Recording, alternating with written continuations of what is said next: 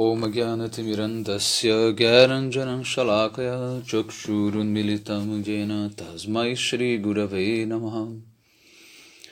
Primeiramente, então, gostaria de dar início oferecendo as minhas mais humildes reverências aos pés de lótus do meu mais amado Gurudeva, Nitya-lila Pravistam Vishnupada Paramahamsa Parivrajacacharya Ashtotara Sata Shrimad Shila Bhaktivedanta Narayana Goswami Maharaj. E também a todos os mestres do passado, presente e do futuro.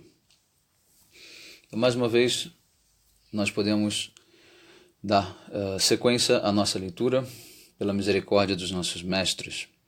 É muito importante, todos os dias, nós manifestarmos gratidão e reverenciarmos a misericórdia dos nossos mestres que permitem que nós possamos fazer a nossa prática espiritual. A nossa prática espiritual, ela jamais pode ser, vamos dizer assim, cumprida, né, à risca, sem a misericórdia, sem o empoderamento dos nossos mestres. Pelo nosso próprio esforço, na verdade, nós não temos a capacidade de abandonar, né, o apego pela energia material, o apego pelo mundo material e dar início, né, à nossa prática espiritual. Então, se todos os dias nós conseguimos executar qualquer atividade devocional que seja, é com certeza devido a um grande empurrão que os nossos mestres nos dão. Costumamos dar um exemplo do búfalo, né? O búfalo é um animal no modo da ignorância, né? Enquanto que a vaca, o touro, são animais no modo da bondade.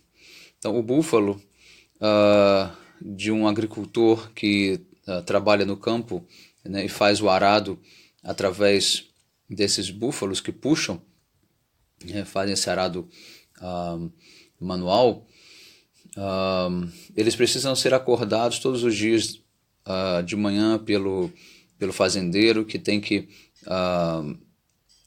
levá-los até o campo, né, forçá-los a trabalhar.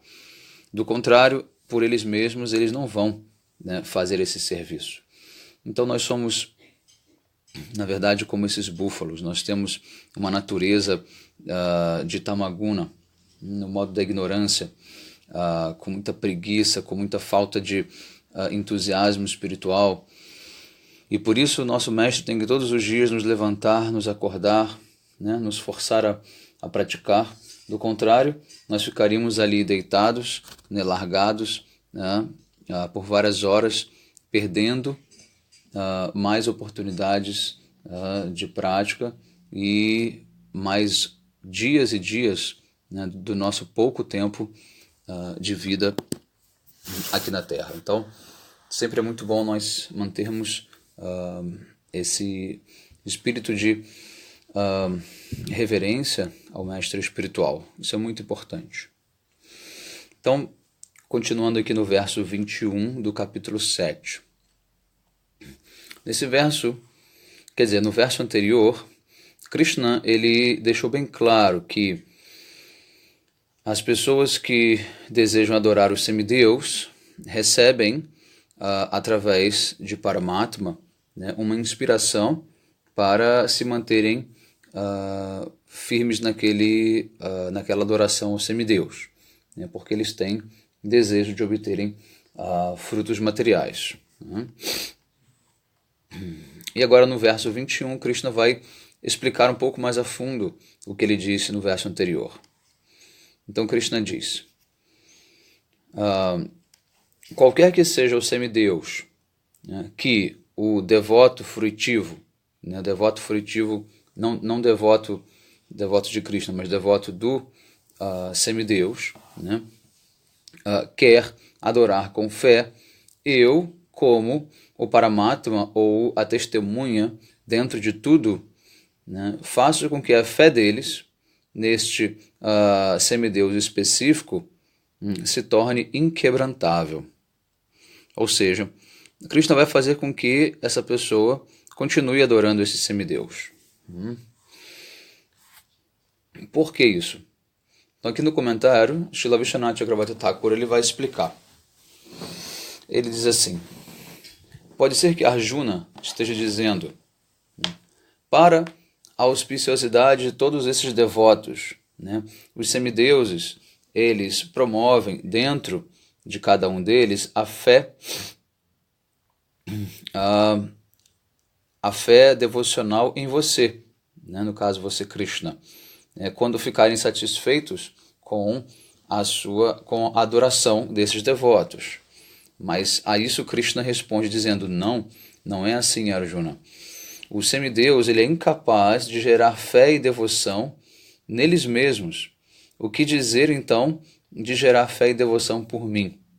É por essa razão que eu disse isso a você, de que eu sou aquele capaz de inspirar fé na adoração daquele semideus.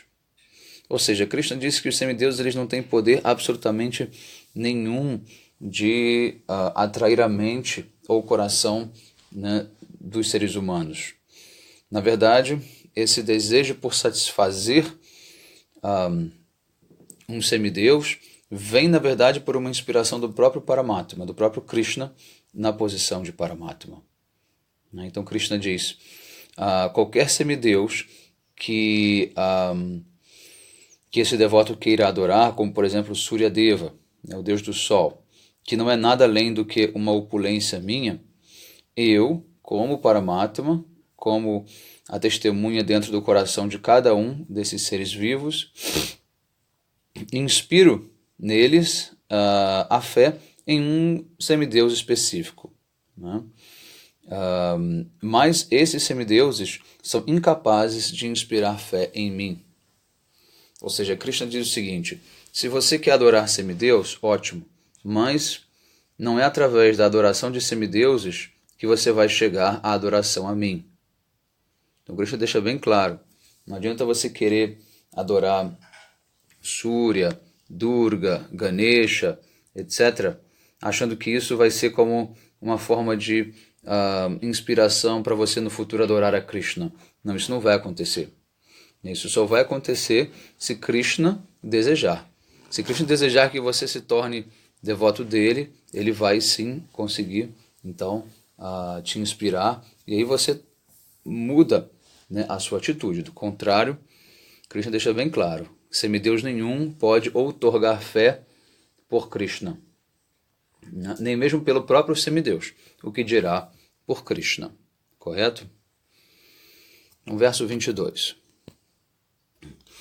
Dotados de fé, eles tentam adorar esse semideus em específico e assim conseguem satisfazer os seus desejos, que na verdade são satisfeitos por mim apenas, Krishna diz.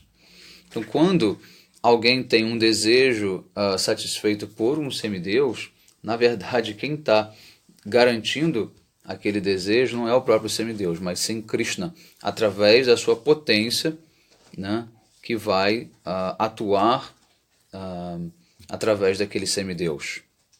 Tá? É muito importante a gente ter essa noção de que, na verdade, Krishna ele é o supremo controlador. Ele está por trás de tudo, né?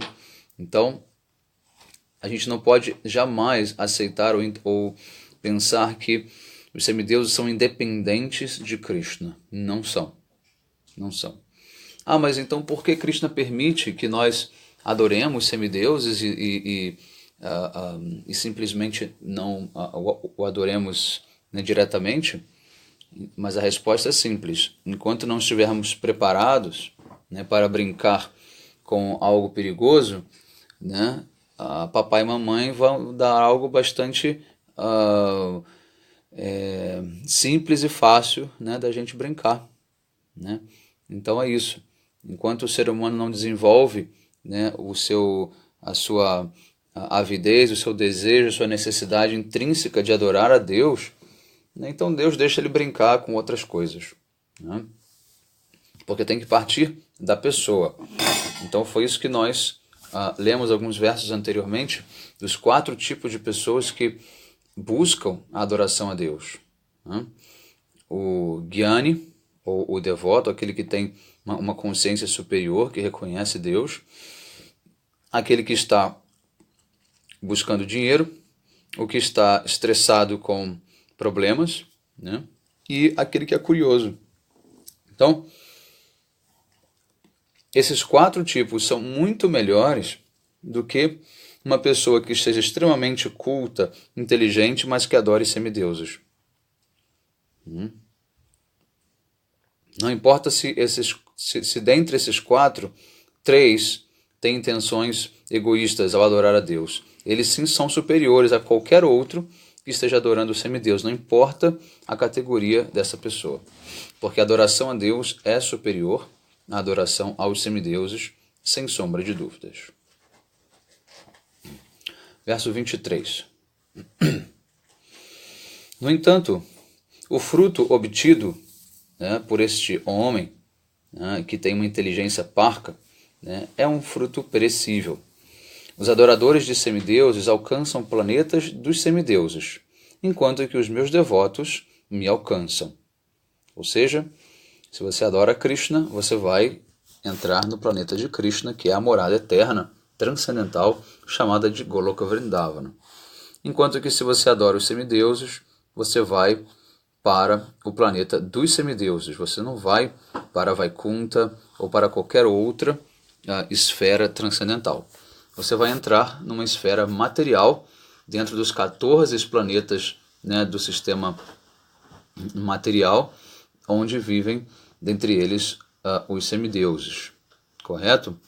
Então não pensem que adorando Durga, adorando qualquer outra manifestação, você vai alcançar a transcendência. Não vai.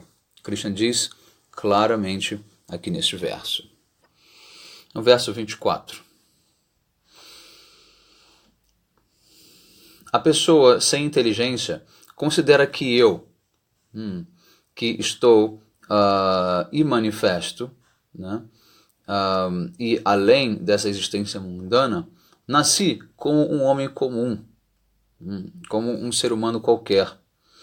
Ele não conhece a minha natureza transcendental, suprema, excelente e imutável, da minha forma, do meu nascimento, dos meus passatempos e qualidades.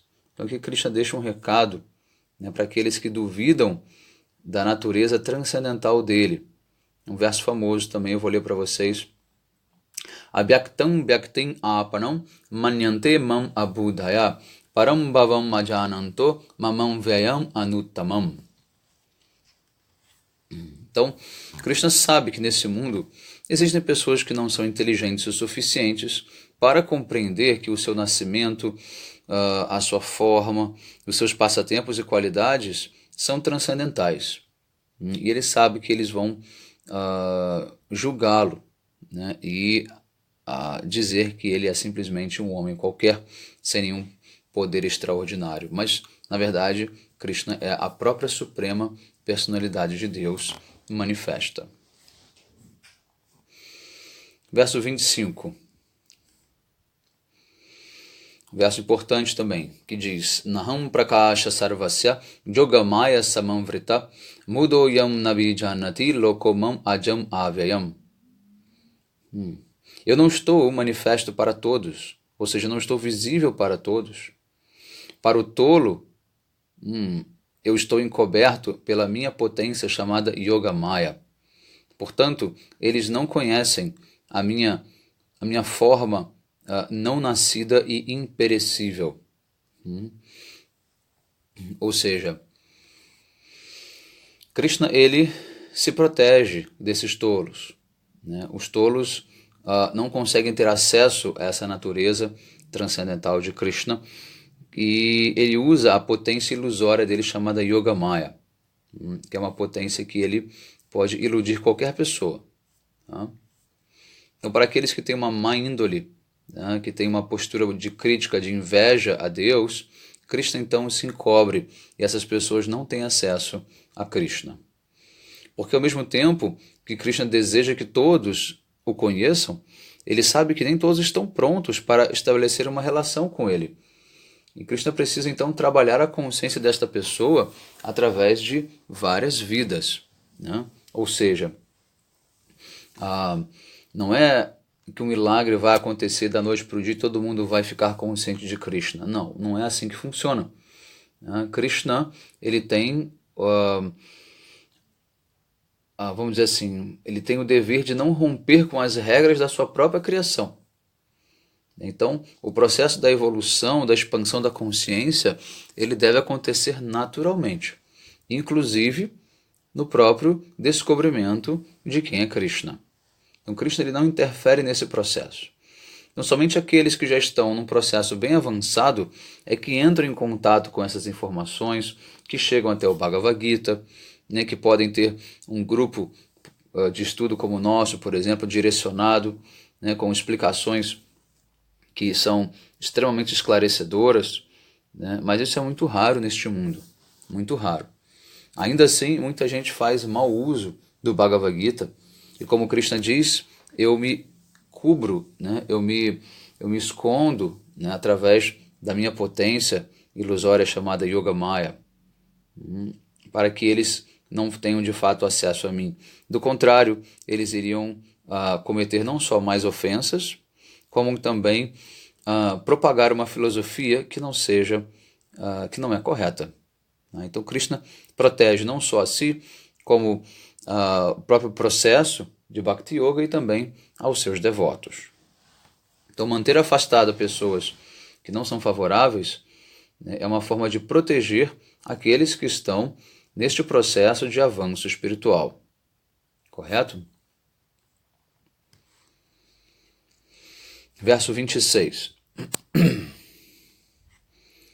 Vedaham samatitani vartamamanai charjuna bhavishani chabuttanimam tu veda na kaschana. Ó Arjuna, eu conheço todos os seres móveis e inertes do passado, presente e do futuro, mas a mim ninguém conhece.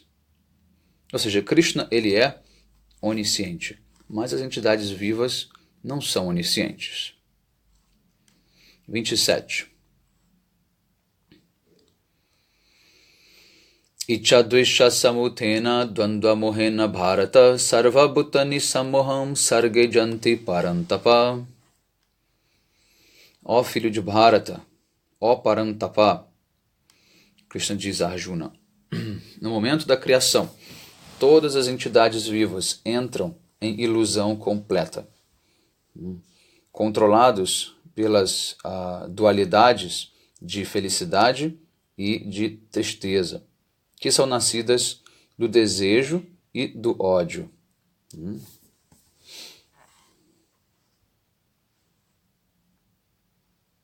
Ou seja, Arjuna poderia ter perguntado, por quanto tempo então estão essas entidades vivas encobertas pela ilusão?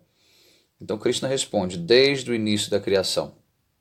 Ou seja, tempos imemoriais, essas almas estão sob a ilusão de Maya.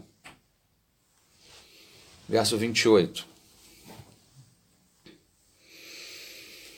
Mas os piedosos, no entanto, cujos pecados já foram erradicados, se tornam livres da ilusão da dualidade, seja a felicidade ou a miséria.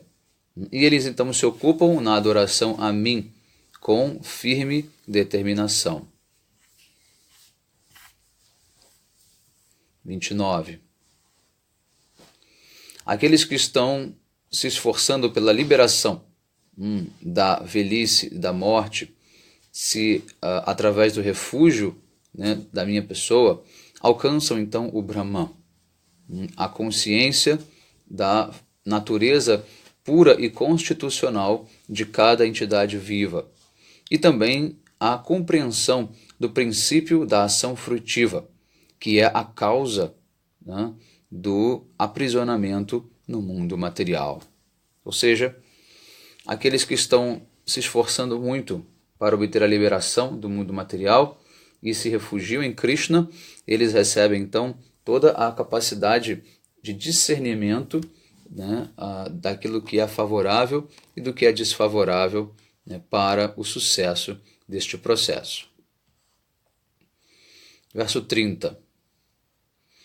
Aqueles que me conhecem como sendo a deidade que preside, né, o princípio governante, tanto dos elementos materiais grosseiros, dos semideuses, de todos os sacrifícios, né, e cujas mentes estão atraídas a mim, se lembrando de mim, se lembram de mim até mesmo na hora da morte.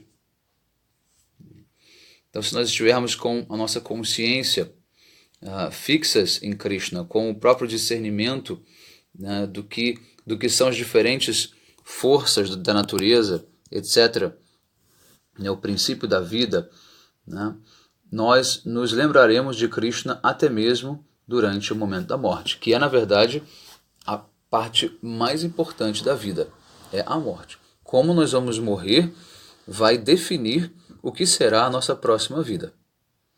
E mais à frente, Krishna vai explicar como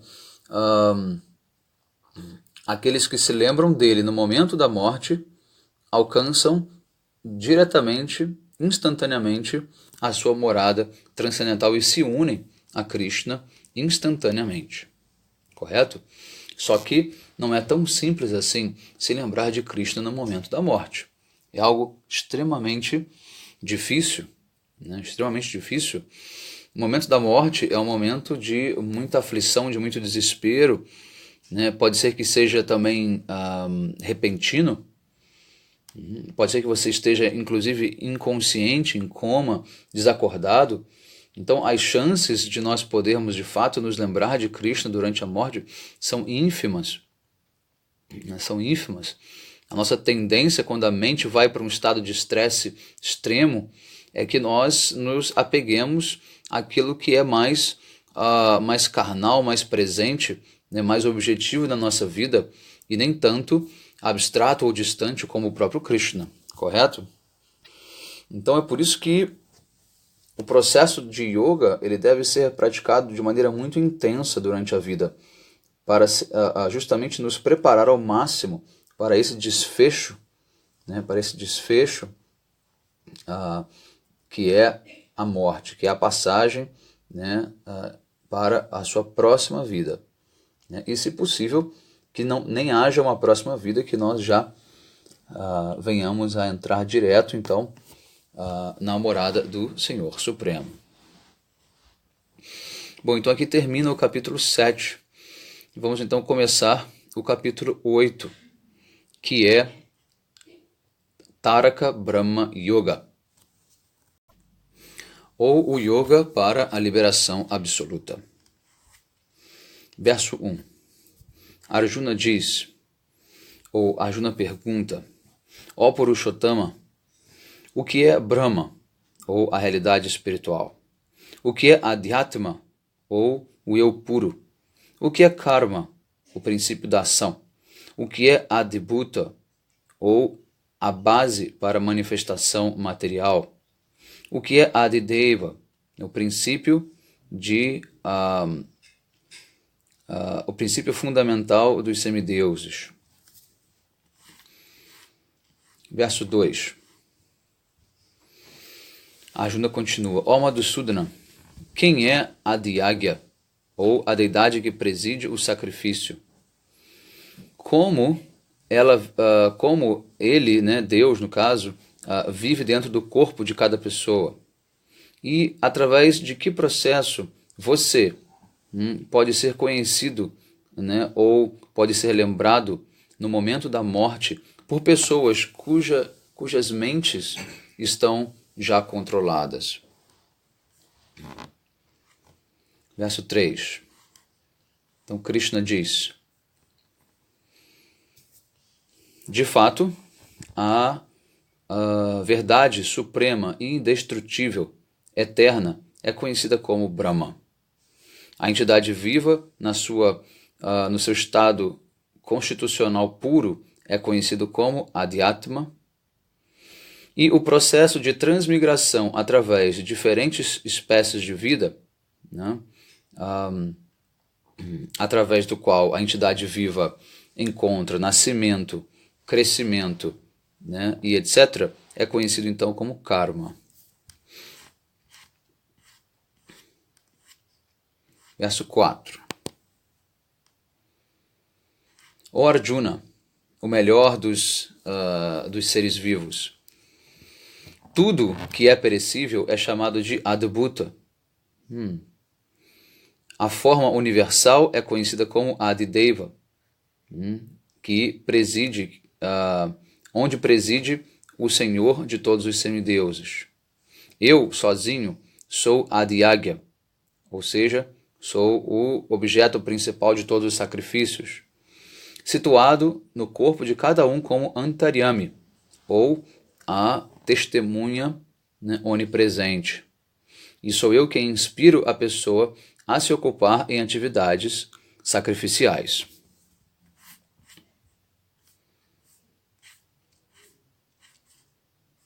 Verso 5.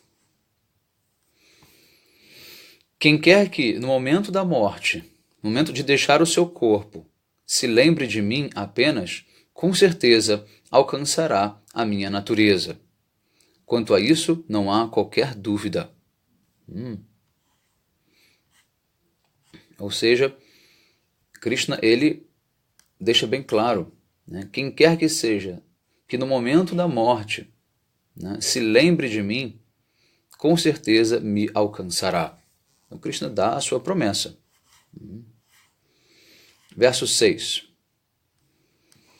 O que quer que você se lembre no momento da morte, né, é certo que você alcançará este estado de consciência ou estado de natureza, né, na sua vida posterior.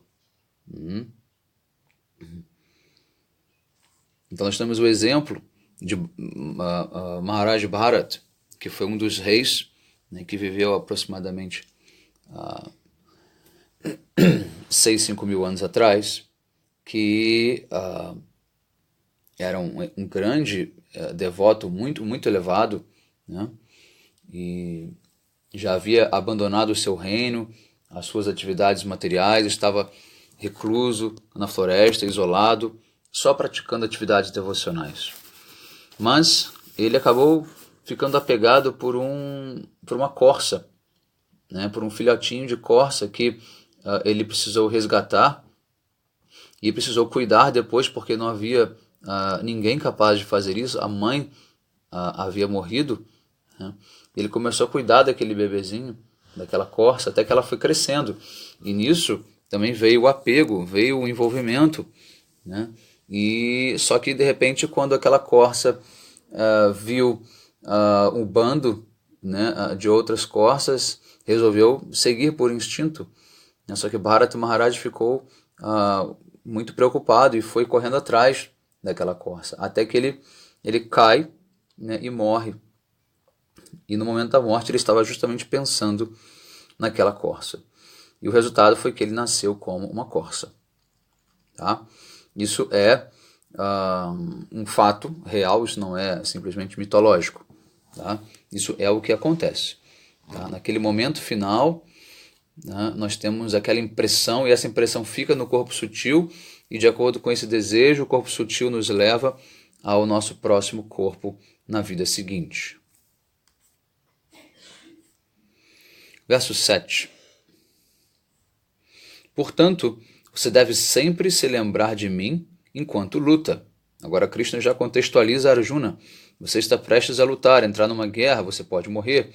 Então você deve sempre se lembrar de mim enquanto luta. Com a sua mente e o seu intelecto devotados a mim, você então irá me alcançar, sem dúvida alguma. Caso Arjuna venha a morrer, ele com certeza irá alcançar a morada de Krishna. Verso 8. Ó Partha, por se ocupar na prática de yoga, contemplando a personalidade divina constantemente e não permitindo que a sua mente vague de um lado para o outro, você certamente me alcançará.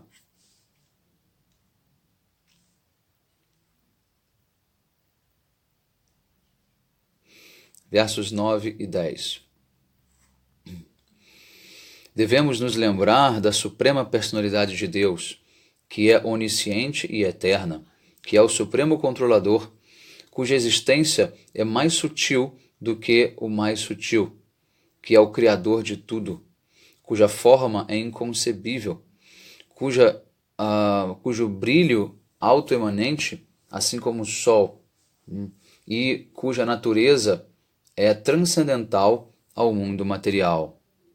Aquele que, no momento da morte, fixar o seu ar vital, né, entre as suas sobrancelhas, pelo poder da yoga, e se concentrar em mim com atenção indesviável e devoção exclusiva, ele certamente me alcançará. Então, muito bonito essa promessa que Krishna faz, essa instrução que Krishna dá, dizendo como nós devemos deixar o nosso corpo, né, para alcançá-lo, fixando o nosso ar vital entre as sobrancelhas, né, pensando em Krishna com muito amor, com muita devoção. Se nós conseguirmos esta façanha, nós então vamos diretamente ao seu encontro, sem sombra de dúvidas. Ok? Então a gente vai encerrar por aqui. Desejo a todos um excelente dia e fiquem em paz. Hare Krishna.